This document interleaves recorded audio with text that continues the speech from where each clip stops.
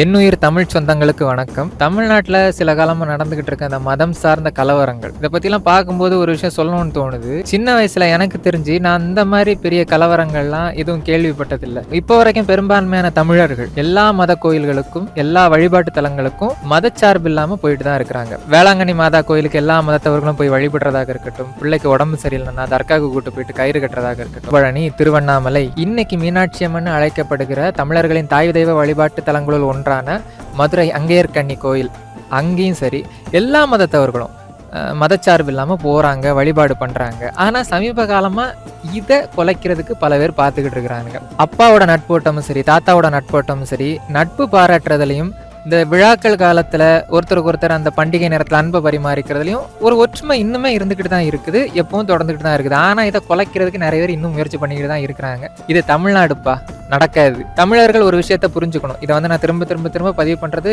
ஒரு முக்கியமான விஷயம் என்னன்னா, நமக்கு இருந்த வழிபாட்டு முறை நீத்தார் வழிபாட்டு முறை, முன்னோர்களை வழங்குதல், சிவன் வழிபாடு, முருகர் வழிபாடு, இது எல்லாமே அந்த வழி வந்ததுதான். ஆனால் பிற்காலத்தில் வந்த ஆரியர்களோட சூழ்ச்சியினால இது மாதிரி ஆகிப்போச்சு. நமக்குன்னு ஒரு உண்மை வரலாறு இருக்குது. வடக்குல இருந்து வந்தவங்க கொண்டு வந்த மாதிரி புராண கதையை கடவுளாக்கி அதை உள்ள கொண்டு வந்து நம்மளோட உண்மை தெய்வங்களோட கதையை திரிக்கல. ஆனா தமிழர்களுக்கு ஒரு மாண்புண்டு. உனக்கு விருப்பப்பட்டு நீ எந்த நெறியை ஏத்துக்கிட்டாலும் யாருமே எதுவும் கேள்வி கேட்க மாட்டாங்க. அப்பேற்பட்ட ஒரு பரந்த மனப்பான்மை தான் தமிழருக்கு இருந்தது. வடக்குல வரலாறுன்னு ஒன்று உருவாகிறதுக்கு முன்னாடியே தெற்குல கடல் கடந்து ஆட்சி செய்திருக்கிறார்கள் தமிழர்கள். தெற்குல படை திரட்டி போர் புரிந்தவன் முப்பாட்டன் முருகன். வடநாட்டுல இஸ்லாம் வரதுக்கு முன்னாடியே தமிழ்நாட்டுல எப்பவோ இஸ்லாம் வந்துருச்சு. திணிப்புலாம் இல்ல, அவரவர்கள் விரும்பி ஏற்றுக்கொண்ட நெறிகள் ஒவ்வொன்றுமே. எது எப்படியா இருந்தாலும் தமிழர்களுக்கென்று ஒரு மாண்பு இருக்குது, ஒரு ஒற்றுமை இருக்குது. அதை யாராலையும் குலைக்க முடியாது.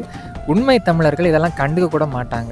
இதை வச்சு கலவரம் பண்ணணும்னு நினைக்கிற காவி சங்கி, பச்சை சங்கி, இதை வேடிக்கை பார்த்து இதில் வியாபாரம் பார்க்குற வெள்ளை சங்கி, இது எல்லாத்துக்கும் நான் சொல்கிறது எரிய தான் செய்யும்.